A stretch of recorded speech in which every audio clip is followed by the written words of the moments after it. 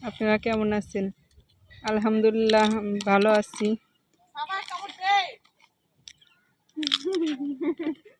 গতকালকে বাবার বাড়ি ছেড়ে চলে গিয়েছিলাম, আজকে আবার চলে আসছি দাওয়াত পেয়ে।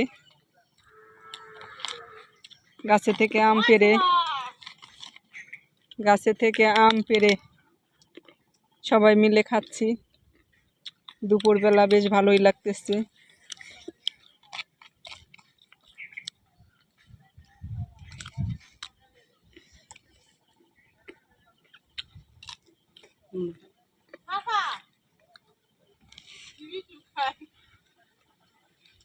আমার মেয়ে, ছেলে, ভাগ্নি, বোন সবাই খাইতেছি পুকুর পাড়ে বসে বসে।